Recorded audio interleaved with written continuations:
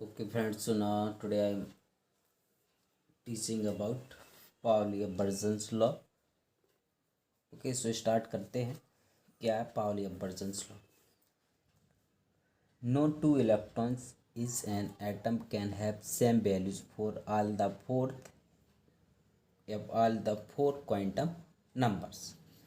किसी भी परमाणु में उसके किन्हीं भी दो इलेक्ट्रॉन्स की चारों क्वांटम संख्याओं के मान एक समान नहीं हो सकते। चार क्वांटम संख्याएं होती हैं, कौन कौन सी? N, l, m, S.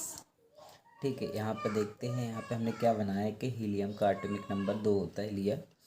इसमें हीलियम में 2 इलेक्ट्रॉन होते हैं। कितने इलेक्ट्रॉन होते हैं?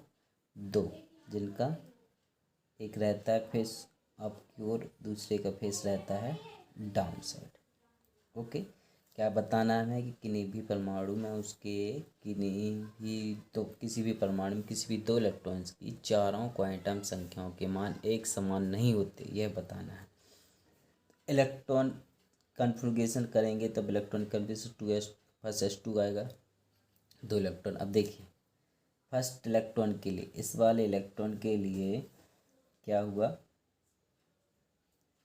n का मान 1 है, ठीक है, वो हम बाद में बताए थे। देखिए यहाँ पे क्या होता है, एल का मान, ठीक है। एस के लिए क्या होता है? 0, पी के लिए 1, टी के लिए 2, एफ के लिए 3। तो इसमें बताया है कि ऐसी है, यहाँ पे तो एल का मान 0 होगा, एम का मान भी 0 है, लेकिन यहाँ पे इसका स्पिन, एस फोर स्पिन है। यहाँ पे इनका चक्कड़ कैसा है? +1/2, +1/2 ऊपर की ओर है। चक्कड़ सीधा है तो +1/2 है, और यहाँ पे चक्कर इसका कैसा रहेगा? उल्टा, s = -1/2। यहाँ पे तीनों क्वांटम संख्या है, क्वांटम नंबर है ना, 1 2 3। इसमें 3 क्वांटम नंबर जो है वो सेम है, इनकी वैल्यू सेम है। यहाँ पे देखिए 1 1 0 0 0 0, लेकिन यहाँ पर जो इनका s की वैल्यू है वो कैसी है? डिफरेंट है। तो यही कहते हैं, पावली ने यही कहा कि किसी भी परमाणु में उसके किन्हीं भी दो इलेक्ट्रॉन्स की चारों क्वांटम संख्या के मान एक समान नहीं हो सकते। क्या नहीं हो सकते? इनके क्वांटम नंबर की वैल्यू जो है वो एक जैसी नहीं होगी, सेम नहीं होगी, इनमें कहीं ना कहीं डिफरेंट होगा। डिफरेंट कैसा है? देखिए इसमें चक्कर कैसा है, उल्टा हो गया। यहाँ पे चक्कर देखिए, इसमें इलेक्ट्रॉन पहले ऊपर थे, अप डाउन था, मतलब अपराइट था, अब यहाँ पर डाउन साइड हो गया, है ना। तो ये इनका चक्कर कैसा हुआ? उल्टा हुआ है, यहाँ पर डिफरेंट हो गया। अब ये थोड़ा सा आपको क्या रहेगा, इसमें जो क्वांटम नंबर है, क्वांटम नंबर पढ़ाना पड़ेगा। क्वांटम नंबर अगर आपको आता है तो और बेटर समझ पाएंगे। सेकंड है हुंड्स लॉ। हुंड का लॉ क्या कहता है? वो कहते हैं किसी भी उपकोष में ऑर्बिटलों में इलेक्ट्रॉन इस प्रकार भरते हैं कि समान चक्रण में चक्रण के आयुग्मित इलेक्ट्रॉन की संख्या सबसे अधिक हो। एक हमने पहले इसमें इलेक्ट्रॉन दिया, या एक इसमें जैसे लैंग्वेज है, डेफिनेशन है, इसमें समझ में नहीं आया होगा, हमें भी नहीं आता है, ठीक है। तो इसको पहले एग्जाम्पल के फॉर्म में समझाते हैं। नाइट्रोजन का एटॉमिक नंबर 7 है। इलेक्ट्रॉनिक कन्फिग्रेशन किया तो ये आया फर्स्ट s2 2s2, ठीक है। फिर 2p3, तो p में कितने इलेक्ट्रॉन है? 3। तो इन्होंने ये कहा है कि जितने भी पहले जो इलेक्ट्रॉन होंगे वो पहले इन सब सेल में एक एक करके जाएंगे, और यहाँ पे कोई भी पेयर नहीं पहले बनेगा। पेयर तब बनेगा, जोड़ा तब बनेगा जब सभी को एक एक मिल जाएगा, है ना।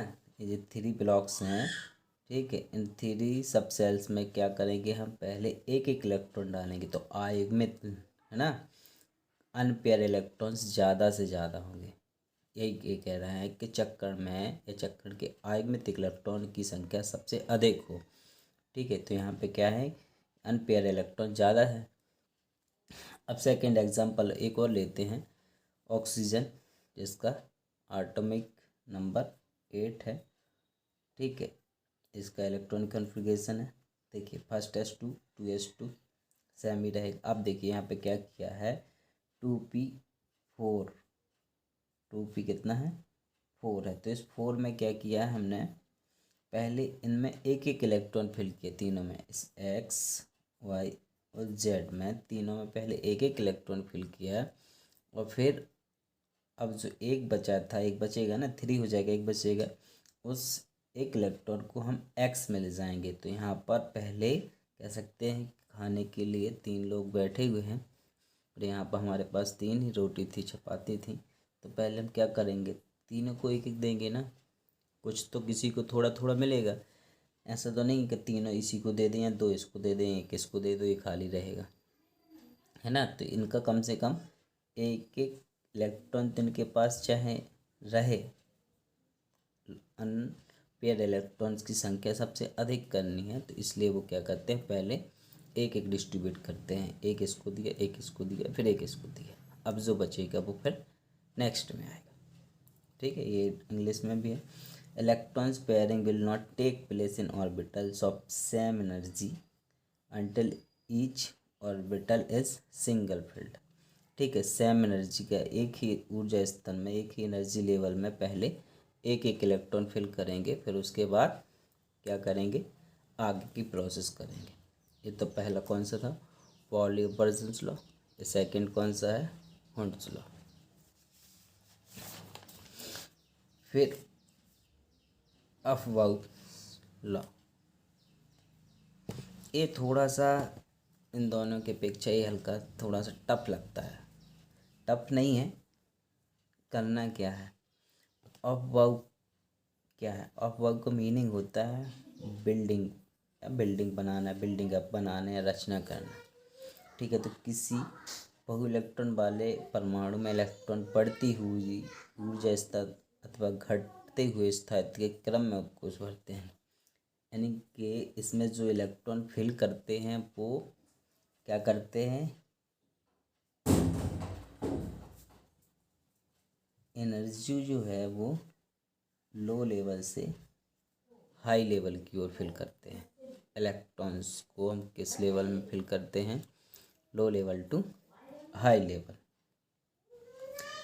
अब हमें ये कैसे पता चलता है कि इस सबसेल या उपकोष का या सेल्स का लेवल कम है या ज़्यादा है, इसके लिए कुछ ना कुछ तो हमें सीखना पड़ेगा, पता तो करना पड़ेगा। जैसे इन्होंने बोल दिया है कि पहले इलेक्ट्रॉन हम उस में भरेंगे जिसका एनर्जी लेवल कम है।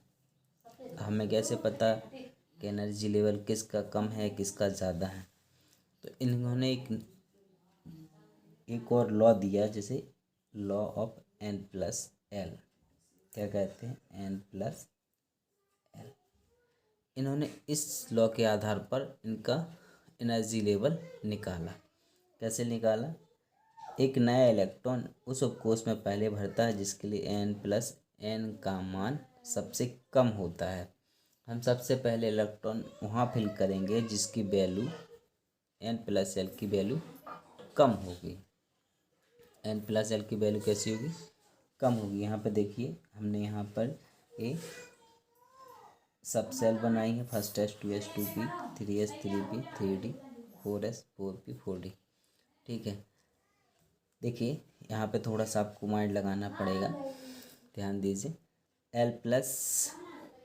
s के लिए l का मान 0 होता है, l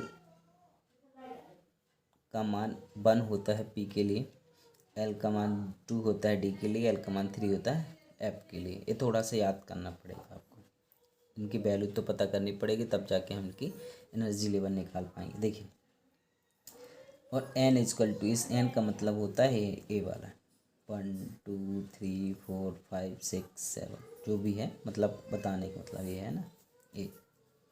तो यहाँ पे देखिए n+1, यहाँ पे हमने 1 रखा, s का मान यहाँ से लेंगे, s की वैल्यू l के लिए कितनी है 0, तो यहाँ पे 1 आएगा। तो सबसे पहले हम किस में फिल करेंगे, फर्स्ट s में, यहाँ पर भी देखते जाना, ठीक है।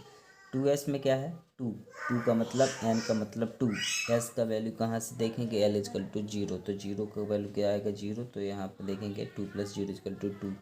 तो सेकेंड नंबर पे किसका एनर्जी रहेगा 2, इसकी लोवेस्ट एनर्जी इसकी हाईएस्ट एनर्जी है, मतलब इससे या ग्रेटर देन भी कह सकते हैं। अभी 2 की कंपेयर है तो इसमें इसकी ज़्यादा है। फिर 2p, 2 n की वैल्यू यहाँ पर 2 है, p की वैल्यू यहाँ पर 1 है। कहाँ से? l का, l की वैल्यू p के लिए 1 है, 1 है, तो यहाँ पे कितना होगा 3। तो यानी कि 2s से बाद में हम किस में फिल करेंगे? 2p में। तो सबसे पहले हम किस में फिल करेंगे? जिसकी एनर्जी लोवेस्ट होगी, सबसे कम होगी, उसमें फिल करेंगे। अब 3s के लिए n+1 की वैल्यू क्या होगी? s की वैल्यू 0 है, 3 की n है, n की वैल्यू 3 है यहाँ पर नंबर ऑफ, ठीक है, तो ये नंबर है 3, तो 3 + 0 = 3, ठीक है। तो p के बाद हम किस में फिल करेंगे? 3s में। फिर आता है हमारा 3p देखिए, तो यहाँ पर n = 3, p के लिए l की वैल्यू 1 है, तो यहाँ पे कितना आएगा 4। तो 3s के बाद 3p में फिल करेंगे इलेक्ट्रॉन, फिर आएगा हमारा 3d। अब देखिए n+l, तो 3 + 2 = 5, d के लिए l की वैल्यू 2 है, तो कितना होगा 5, ठीक है। और फिर यहाँ पे चेक करेंगे n मतलब 4, s की वैल्यू 0, तो 4 आएगा। तो हमने देखो यहाँ पे क्या बनाया, 3p के बाद यहाँ पर 3p और 4s दोनों की वैल्यू क्या है? इक्वल है ना, 4 4, दोनों की वैल्यू क्या है? 4 है। और यहाँ पे 3d की वैल्यू कितनी है? 5 है। यहाँ पे चेक कर रहे हैं ना, 3d की वैल्यू कितनी है? 5 है, और यहाँ पर 4s की वैल्यू 4 है। तो हम सबसे पहले मतलब इन दोनों में से पहले किस में इलेक्ट्रॉन फिल करेंगे? 4s में, और फिर आएगा हमारा 3d में। तो ये कहलाता है n+l का लॉ। एक और बात, यदि 2 या 2 से उपसेल में, उपसेल के लिए n+l का मान समान है, यदि n+l की वैल्यू सेम है, तो नया इलेक्ट्रॉन पहले उस सेल में पहले भरेंगे। कहाँ भरेंगे? पहले उस सेल में भरेंगे जिसके लिए n का मान कम होगा, जिसमें n की वैल्यू कम होगी, सबसे पहले इलेक्ट्रॉन उसमें फिल करेंगे, ठीक है। अब जैसे एक और देते हैं एग्जाम्पल, किसका एग्जाम्पल लेते हैं? आपको एग्जाम्पल लेते हैं इस वाले सॉरी, यहाँ पे देखिए, यहाँ पर 5 और 5 की वैल्यू सेम है। किसकी वैल्यू? n+l की वैल्यू, यहाँ पर n+l की वैल्यू सेम है, दोनों जगह n+l की वैल्यू सेम है। तो अब किसमें फिल करेंगे? कंफ्यूजन तो यही हो रहा है,